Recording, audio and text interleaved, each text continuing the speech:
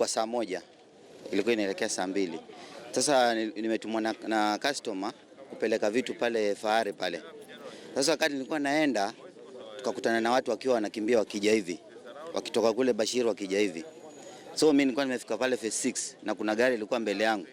So kufika pale kwa kona, ile gari ikapigwa panga ile gari. Ule jamaa gari akatani. Yote vile ametani, ikabidi hata mimi ni tani.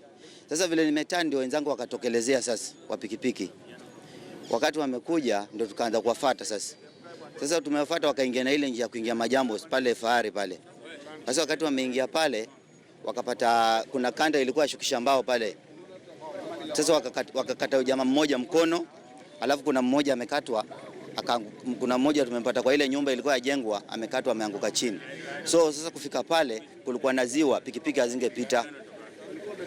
Sasa vile kulikuwa na ziwa pale kabidi tukose vile tunaweza wafuata huko mbele tena.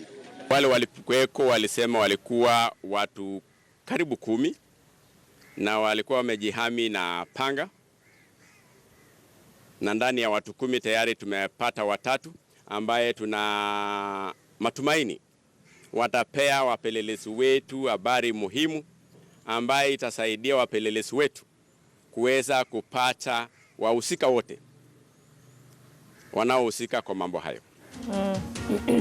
So 3 people have already been arrested. We do know that there are individuals who are also in hospital nursing serious injuries. So this is the origin of this entire story. Yesterday at about 9:50, 9:30, there were reports of an attack in Mombasa, Bamburi to be specific. What we do know right now is that that attack was carried out by Wakali Kwanza group. And the thing that concerns anyone who's been following this story is the age group of the individuals in this particular groups.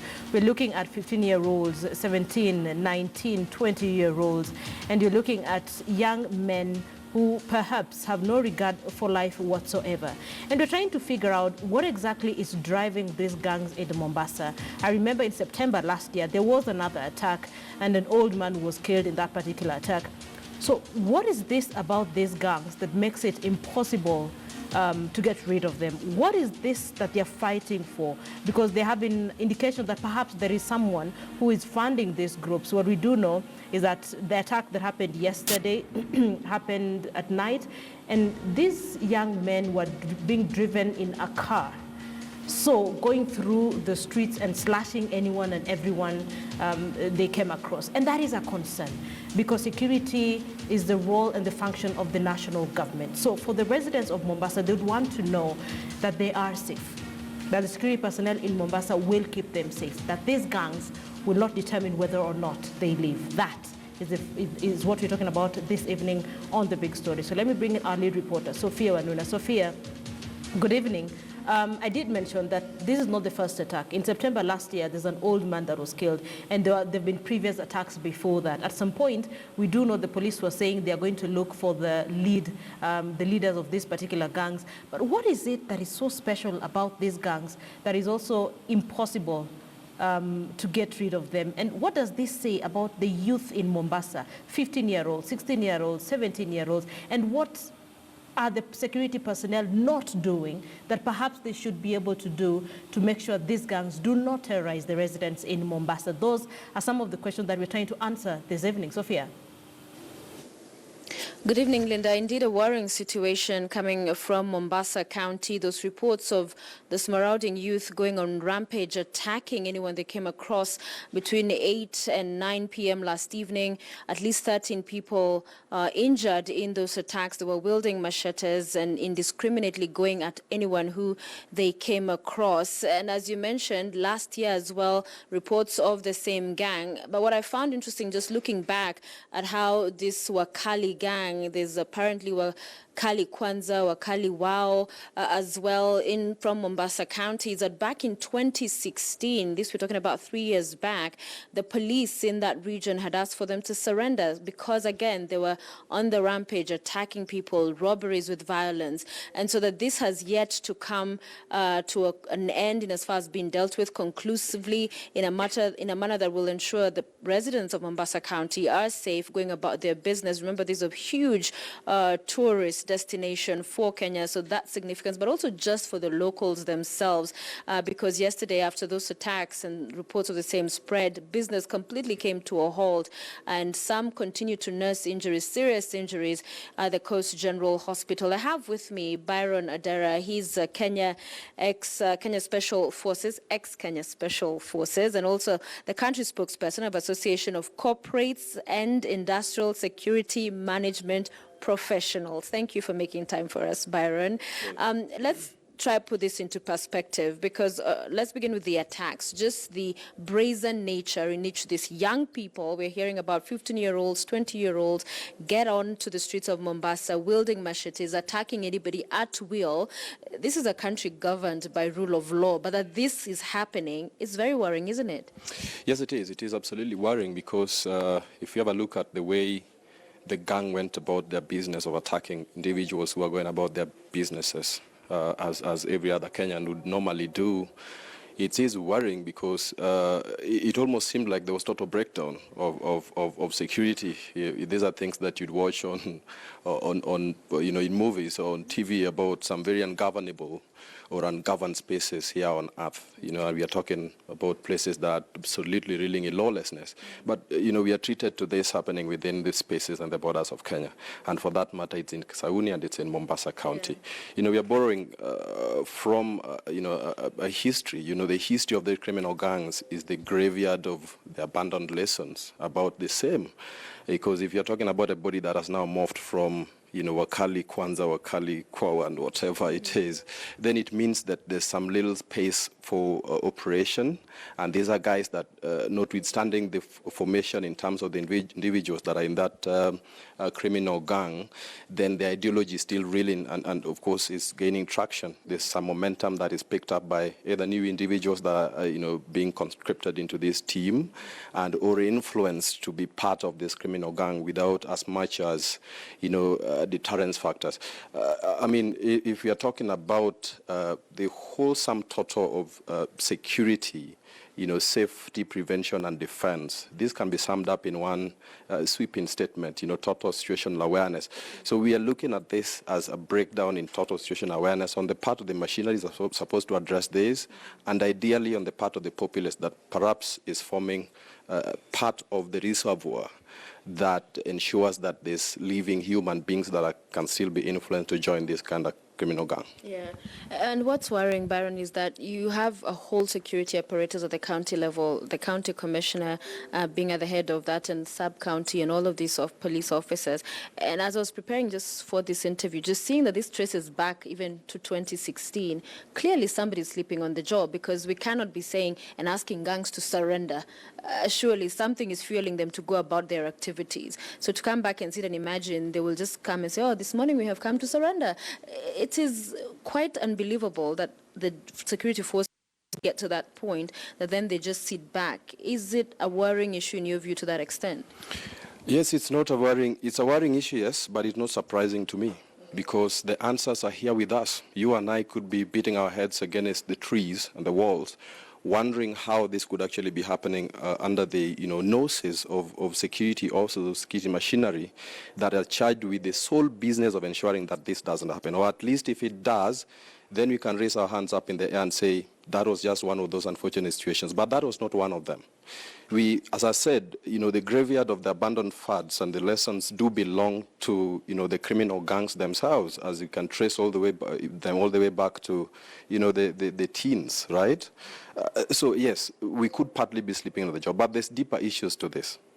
Just being very ambitious and appearing really nice on TV and dropping big names and tough words like, we want you to come out and stand up top of the highest, the tallest trees in Mombasa and denounce this group will not solve the situations. We are being very simplistic. The social, psychological, psychosocial learnings that we've had and been exposed to. Is there a psychological background or part to this that we can draw lessons from? Yes, absolutely. In 1982, Magaji, came up with a framework for analysis of vast array of psychosocial factors that can actually make factors or things that happen in societies criminogenic in nature.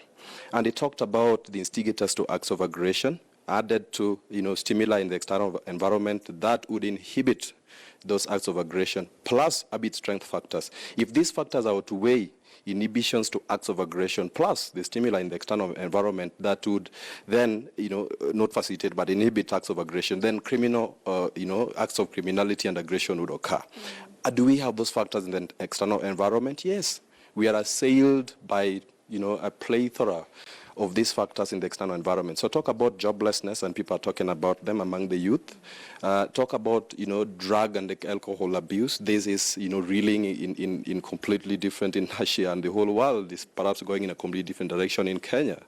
We're talking about, just the breakdown in moral fabric. And of course, Mombasa is awash with those opportunities if you are to look and shake a stick at any one of those opportunities. So we have, and then the stimuli in the external environment. Do we have such? Yes, we do have people who made it, because we are exposed to appreciating that success can be, pegged on the shoulders of things like guys who driving big cars, but somehow they just made it. They didn't go to school. So illegitimate behavior that has now been, accepted by the society. So anybody would want to get there. But of course, now we've had to internalize illegitimate behavior and delinquency and acts of aggression and criminality as innovative ways to get there. So this is what is happening. These are things that you cannot sort out by saying, oh, let's go out there and tell them to stand on top of the biggest or the tallest trees and denounce the criminal gang. These are things that you do not sort out by saying, oh yes, this operation is going to go down for the next 12 hours and we're going to arrest the 7 remaining members of the 10. Already we are missing the brief by a big margin because we are making it look less, so we are making the society, to make the society be comfortable and happy that we are in control. But those are symptoms of a zombie organization, an organization that is missing the point of the proper review of their interpretation of internal confidence, competencies, capacities. We are coming off the blocks from 2017 when our police was rated third worst by the, WISP, World Internal Security and Police Index. And 2 major bodies, did give this report, out for the general public's consumption. And they were measured against such work streams as, processes, capacity, legitimacy, and then outcomes. Now, from my stand, I'm thinking outcomes. Now, we saw guys being beaten, being cut into pieces, being attacked by a criminal gang that have a name. We have a breakdown in intelligence, perhaps, that did not capture this well in time to have averted this kind of attack. And then we have, because this area is also governable, and for sure there's a Bamburi police station next, there's a chief's camp somewhere. These are guys who would have sprung into action. And we're thinking this went on for some time. People are happily taking videos that are now floating on social media. That is enough time to have a proper response, put in place, and guys would be sprinting off to that place to address it. Assuming this is one of those opportunities that just slipped, through your fingers, but it's not. Yeah, and just even having names like Wakali, Wao, Wale Wabaya, whatever the case, it's almost normalizing it, that we know them well enough to even name them and tag them. So it's not your one-off incident of insecurity. It's that we know this is a group of people that do and conduct whatever kind of crimes. But talk to me about, I listened to the police boss from the region saying that the 3 that were arrested at the time, they were found with phones which they, when asked to open them, could not open. And so they then suspected they were behind the attacks yesterday. So this, what ordinarily one maybe argue and describe them as petty thieves, that they'll go grab phones, handbags here and there, but they're also, attacking people. People slashed their hands, their heads, as well, and being treated in hospital. But reconcile that for me from a security perspective with hearing that they're funded by influential individuals, because that's what we've had police say in the past, that they believe they are funded. So how do you fund these people and who are engaging in these petty criminal activities that could also lead to harmful cases like we are seeing people being treated, but also to death? What do they seek to benefit? We know from experience, and we are benefited by a bit of intellectual power that hangs around us, that you cannot hold and talk with sheep. You have to have the brief right to get to the right solutions, and part of doing that is to get, not be, chained or shackled by false sense of self. And perhaps some of those things happen because people are suffering from very disastrous patterns of human behavior. Yes, there's a lot of stuff that goes on in Mombasa, and we're pretty aware of them. One of them is, politicians could weigh in and have criminal gangs for protection of this area or that area. I know of an area called Palestine, just around, Bamburi area, and as you go really to the interior, where some particular individuals live, and of course they've had to now have a criminal gang to protect them. Of course, the whole country is awash with some of those, names, Chinkororo and all the rest of it. And people know those names. But what then would really shock you and sound very rational is how they would do their businesses in the open and no one seems to understand. Now, we have the benefit of psychosocial, theories that have been put together, and the benefit from factors such as, social inequalities, social location, and we have social, the labeling sort of. So we have a group of people that, Robert Merton in 1938, 1957, Anomi's train theory, talked about deviant behavior and how does this then happen. So he says deviant behavior happens when conventional aspirations of individuals, exceed the level of satisfaction that's only possible by legitimate behavior. Now, when we start to internalize illegitimate behavior, among all of us, politicians are thinking, how do we then protect our interest? Oh, by having the criminal gangs protect our interest, because we are nasty business there, we're doing some other nasty business over there. And of course, we don't want the government to weigh in, and of course, money and success is power. So these individuals are being taken advantage of, and of course, the society is full of those opportunities. We have, unemployment rates are pretty high in Mombasa, so you have the labor to lay your hands on. So when these people don't have the steady stream of money, perhaps the government has weighed in on your nasty businesses and you are corrupt and they've locked you, in your account, so you're not able to pay them. These people have had to have some continuity. So how do they have that continuity? If an opportunity presents itself, if they were attacking someone because of some other thing, and they basically found, oh, this person has a phone in their hands and this can be sold for a penny or two, then they're going to do that. So these are just a consequence of deeper issues that have got to be, taken care of, not just by this kind of simplistic and knee-jerk approaches that we are seeing being demonstrated. Yeah. Finally and briefly, it's not just an issue of Mombasa in this particular incident. We have heard of gangs elsewhere. A few months back, we're talking about Western Kenya, where they were killing people, these orgies of death we kept witnessing. So there is a deeper problem. So for you, what needs to happen? Because at the end of the day, it's Wanjiku who's been terrorized. We need to sit down with ourselves and have a look at ourselves and start to think about ourselves as being involved in something that's bigger than ourselves. And with that kind of an assumption in itself, we will have our attention shored up and our interpretation of the way we get involved in situations broadened. In terms of the scope of work, the police have got to be thinking that they need the bigger majority of the people, that is the populace itself, to be on board. So how do they encourage a full buy-in? They've got to apply themselves to this, to their works by having a look at how best to do their jobs without disenfranchising the populace, without discouraging, without frustrating others even more. That speaks to the fact that the society is not in need of extrajudicial killings and unexplained killings. You're not going to kill an ideology that way. You are not going to address the problems, the precursors of this people getting into criminal gangs, which are unemployment, maybe frustration with the governance in that space, maybe the fact that they are angered, and maybe they need of money. That is a motivation as well. Maybe you need to address the stimuli in the external environment that get fed into these people, and they feed off their energies, which is they're seeing several people that are getting away with huge crimes. So talk of corruption.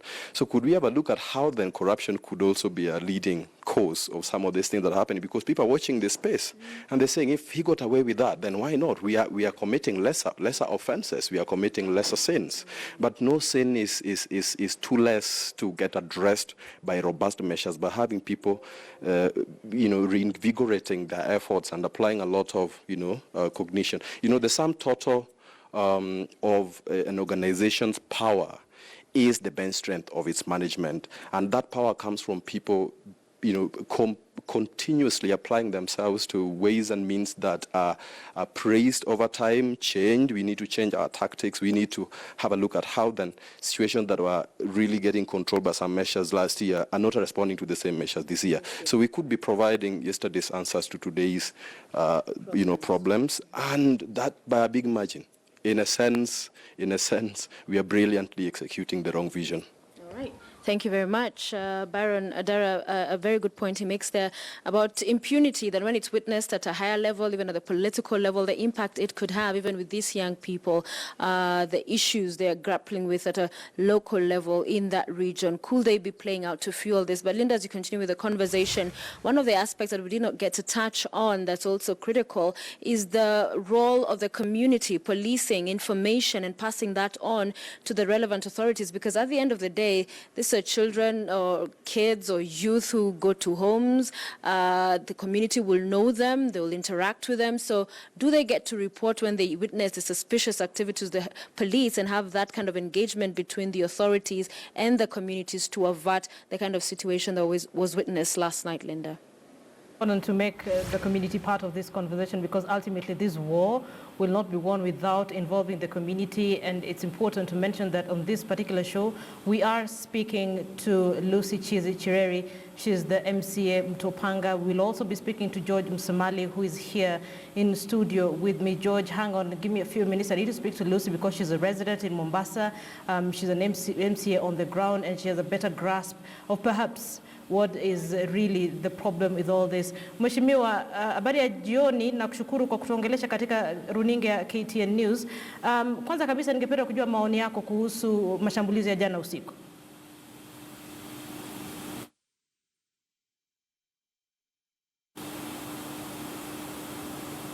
Mheshimiwa, unanisikia? Mheshimiwa Chizi, waweza nisikia?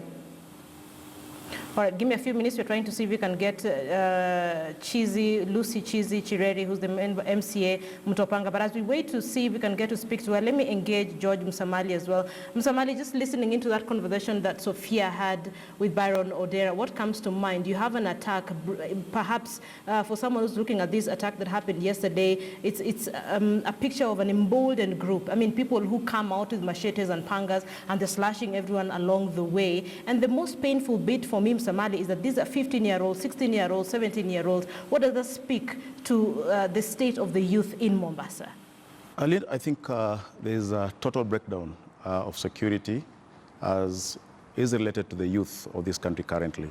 And we'll find that this is not the only emerging group that we are witnessing, because in Nairobi we had a group that is operating in Kayole known as the Gaza. We have the Wakaliwao in Mombasa. And if you look at the age bracket, it means that we are not getting it right somewhere, because this is what we call juvenile delinquency. And how do we deal with this when it comes up? It means like what we are always left reacting to issues as opposed to being proactive, because this is not the first time that we've been told that these gangs are operating in Mombasa. We have this kind of gangs also operating in Nairobi. But every other time that we have this kind of an incident, we'll find that the police top brass will come out and tell us like, we are going to take action, we've arrested people. How do you arrest a person with a phone that you cannot switch on and claim that this is a member of the gang? Is that evidence enough that will stand before court? No. So I think we need to do something more in dealing with these gangs as opposed to what we are doing currently.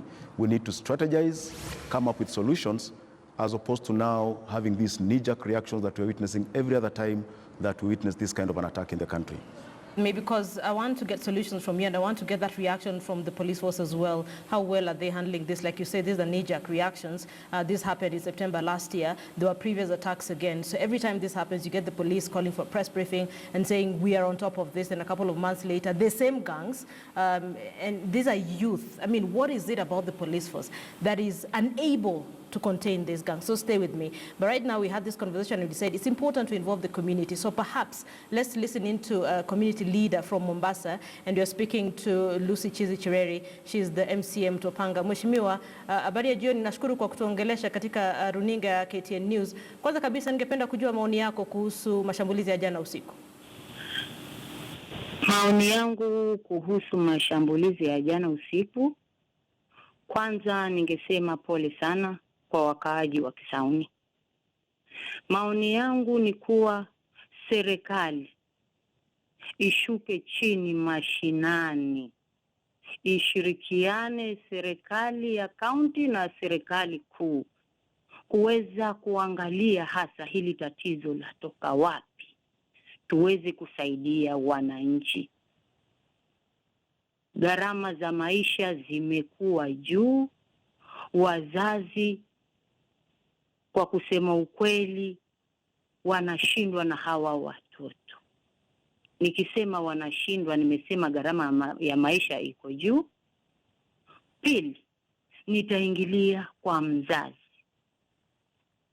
Mimi ni mzazi, lakini wazazi wenzangu, tuzungumze na watoto wetu. Hawa wanaofanya haya si watoto wakubwa, ni watoto wa umri mdogo. Ni watoto wa umri mdogo. Mtoto akitoka kwao usiku, mzazi ni lazima ujue ameenda wapi. Na hawa watoto je, wanasoma ama hawasomi?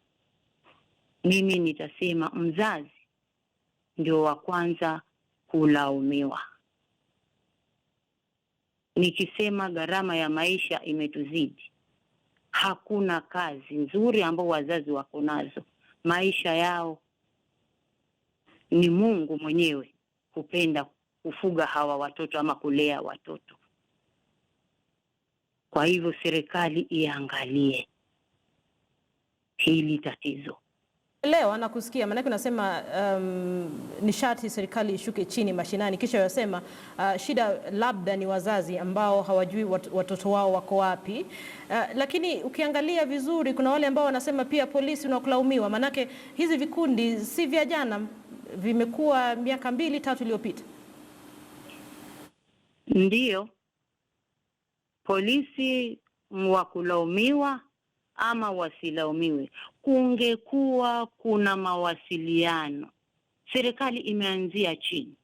Tuko na wazee wa mitaa, tuko na polisi, tuko na machifu na wazazi.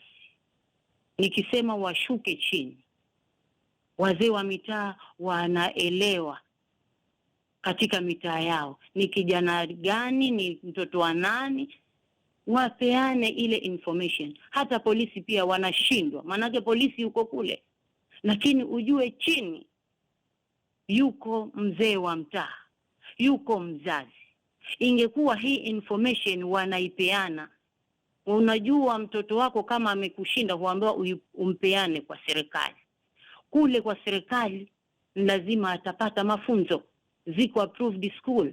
Hao watoto ni wadogo, wamefanya haya, wakipelekwa approved school watafundishwa njia, discipline watafundishwa. Lakini pia hao askari nao wameshindwa, sababu hakuna information ambayo inatokea huku chini. Ni watu wanaogopa kupeana information kwa serikali. Mtoto wa fulani ana hivi na hivi, hiyo information haifiki, na ikifika watoto wakibebwa wakipelekwa ndani hakuna ushahidi wowote. Watu wanaogopa kupeleka ushahidi kwa serikali. Polisi tutawalaumu kweli, lakini pia nao information kwao ni kidogo sababu ya wazazi. Mzazi anatetea mtoto wake. Kwa hivyo hivi, kwa mtazamo wako, wasema wazee wa mitaa nishati wafanye kazi na polisi, labda hiyo ni suluhu moja ambayo tunaweza tumia kuangalia kwamba hivi vikundi vinaangamizwa. Kwa mtazamo wako tena, ni ipi ama ni njia ipi ambayo tutatumia kuangamiza vikundi hivi na ensure that hizi haya mashambulizi hayaendelei Mombasa?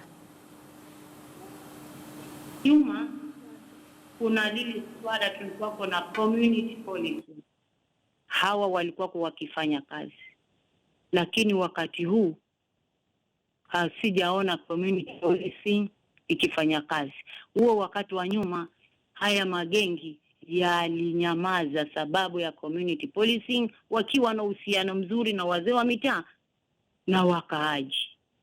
Lakini community policing hakuna, watu wameogopa kwa sababu wale walikuwa wanachukua yote ambayo wanaletewa, information yoyote wanashirikiana na askari.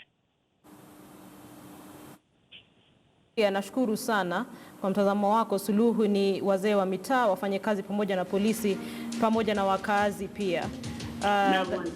Nashukuru kwa muda wako kwa kutuongelesha katika runinga ya KTN News. Nashukuru sana Lucy Chizi Chireri, MCA Mtopanga, mwakilishi wa ward ya Mtopanga. Thank you so much. So we're having a conversation about the terror gangs in Mombasa. We all saw the breaking news yesterday in the evening. 3 people have so far been arrested. About 8 were injured yesterday in the evening. That's our top story, our big story this evening. Which way to solve out this gang problem in Mombasa? So let's take a break. When we come back, then we'll engage George Musamali, who's a security analyst in studio with me.